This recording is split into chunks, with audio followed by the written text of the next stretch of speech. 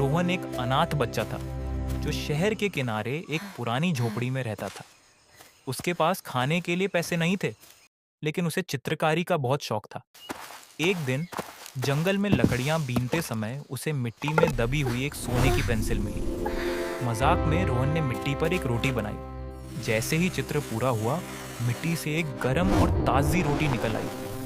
रोहन हैरान रह गया। उसने फिर दूध का एक गिलास बनाया और वह भी सचमुच का बन गया। रोहन लालची नहीं था। अगले दिन से वह गांव के एक कोने में बैठने लगा। जिस किसी को जो चाहिए होता, रोहन वहीं बना देता। किसी गरीब बुढ़िया के लिए उसने नई लाठी बनाई, किसी भूखे बच्चे के लिए गरम पकौड़े। धीरे धीरे पूरे गांव में रोहन को लोग मसीहा कहने लगे।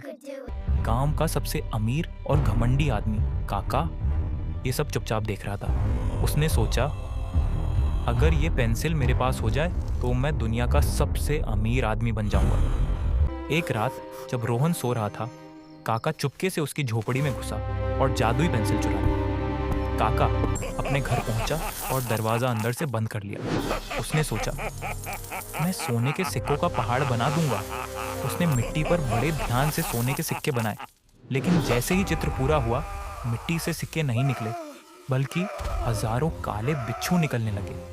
काका डर के मारे चीखने लगा और कमरे से बाहर भागा। उसके हाथ से पेंसिल गिर गई। उसी समय रोहन वहां पहुंचा और उसने पेंसिल उठाई। उसने तुरंत मिट्टी पर एक पंछी बनाया और इशारे से बिच्छुओं को गायब कर दिया। सब कुछ फिर से सामान्य हो गया। काका रोहन के पैरों में गिर पड़ा और माफी मांगने लगा। रोहन ने कहा, काका, यह पेंसिल सिर्फ उसी के लिए काम करती है जो दूसरों का भला चाहता है। लालच करने वालों के लिए यह केवल एक कांटा बन जाती है।